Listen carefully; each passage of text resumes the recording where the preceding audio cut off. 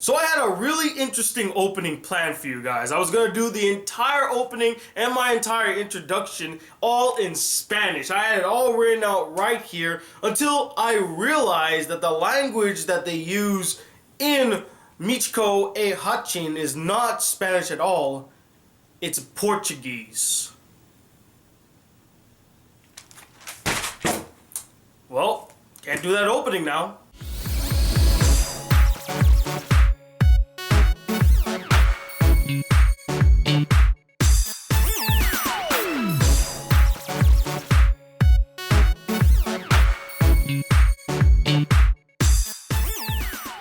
Hey guys, the Black Critic Guy here with the final anime review of the month, and that is Michiko and Hatchin. So Michiko and Hatchin follows Michiko, a criminal who recently escaped from prison, and Hana, who will later be referred to as Hatchin, who is an orphan living with an abusive family whom Michiko takes with her, and the two of them embark on this road trip to go find Michiko's former lover and Hatchin's real father, Hiroshi. Now, I was recommended to watch this anime a very long time ago by one of my earliest subscribers, Multimar16. And of course, you all voted for this to be one of the animes that I review for the month of July. And I'm not going to deny it. I've been very interested in watching this anime for quite some time. After seeing a few previews of it, I really like the overall look of the anime, especially since Manglobe did the animation for this anime, which they always do a superb job in my opinion.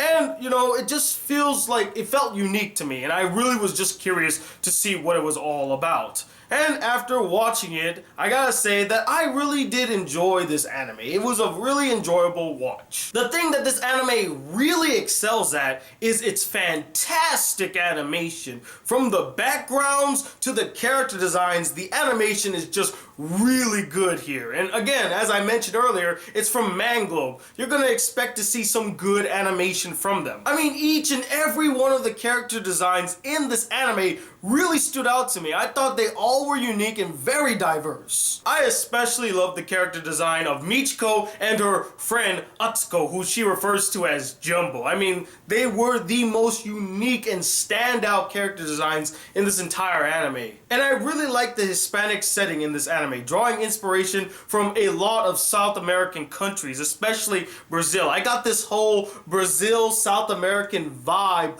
from this anime, and I truly appreciated it. It really helps to make the anime stand out against its competition. And of course, going hand in hand with the animation, the opening sequence and the opening song that accompanied it, it probably was my favorite part of the entire anime. I enjoyed listening and just looking at the opening theme. I mean, it looks visually pleasing, and it's also auditorily pleasing. It gave me a vibe of Cowboy Bebop, which I wouldn't be surprised if they drew a lot of inspiration from the Cowboy Bebop theme and opening sequence. It's definitely one of the most creative and entertaining opening themes I've heard all year. The story, although nothing new, I mean, how many times have we seen an anime or a movie about two characters going on a road trip to go find somebody? It's been done before, but I will say that the story was interesting in many parts. I mean, just seeing Michiko and Hatchin go from place to place and having to deal with not only the people in the area, but also have to deal with themselves. I can't deny it. I found it very interesting and quite entertaining. And this anime really holds no bars when telling its story, showing you in full detail the terrible lives that most of these people live in. I mean, they tell stories about adultery,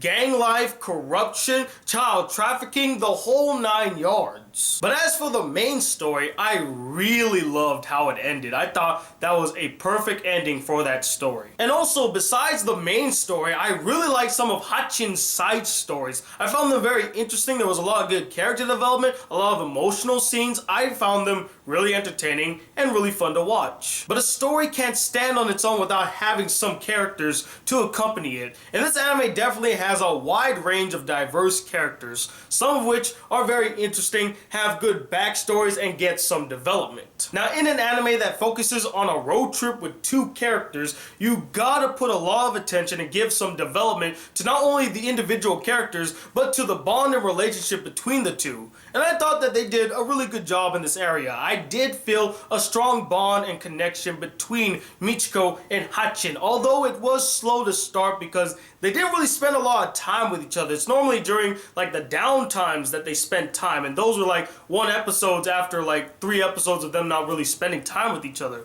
But as the series progressed, I did start to feel a stronger connection between the two, and they do truly care about each other, which is always a good thing. And I really love the play on the whole role reversal between the two characters. You got Hatchin, who's the little kid. She's supposed to be the one that's the most irresponsible, yet she is the most responsible one of the two. And then you got Michiko, who's the adult, and she's the one that acts the most childish and the most irresponsible. And Hatchin always has to take care of Michiko because she would go out and do something stupid, and she'd come back all bruised up and beaten, and she's like, oh, Michiko, really? Again? Not only do we have 2 good leads, but we also have a few good and very interesting supporting characters, such as Atsuko, who is like the friend of Michiko. They both grew up in the same orphanage together and they bonded while they were there. But as they grew up, they decided to take 2 differing paths.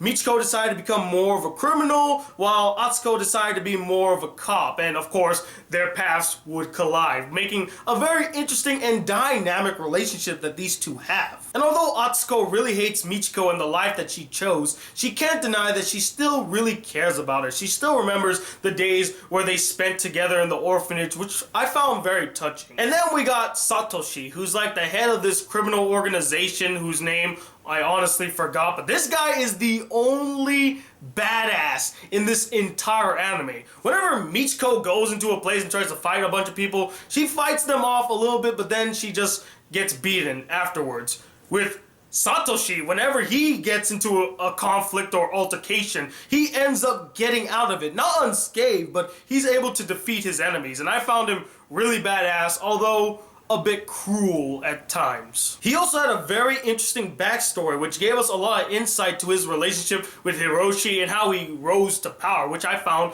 very interesting. But as much as I did enjoy this anime, I do have a couple problems with it. The first and biggest problem that I have with this anime, and this is typical of Manglobe, were the filler episodes.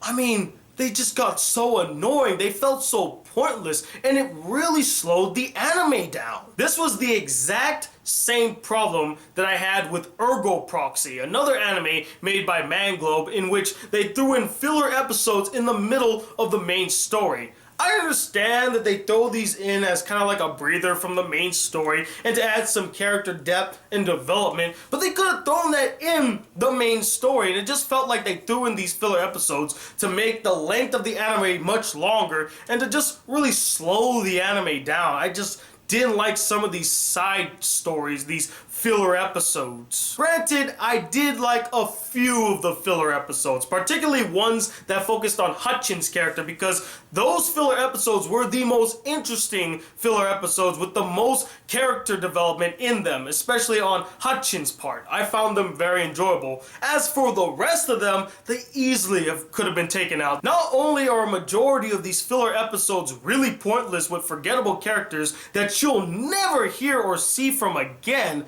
but many of them are left unresolved. I remember there was this one filler episode with Michiko's character as she deals with these assassins, and the way that the episode ended, it makes it seem like they're gonna cross paths again, but they never do. Another problem that I have with this anime, and I mentioned this briefly earlier, is that I wish there were more Michiko and Hatchin moments. At the beginning of the anime, they didn't really bond that much. It would basically be Michiko would leave Hatchin in a certain place, she tells her to stay there, and she goes out and does her research to find out where Hiroshi is. And she can be gone for 2 to 3 episodes before they even get back together. So at the beginning of the anime, I didn't really feel that strong of a bond between Michiko and Hatchin. But as the series progressed, I started to see the connection and feel the bond. But it took a while. Another problem that I have with this anime, and this is mostly in the first half of the anime, were just all these silly moments. For an anime that was trying to take itself seriously, especially with the stories that they were telling,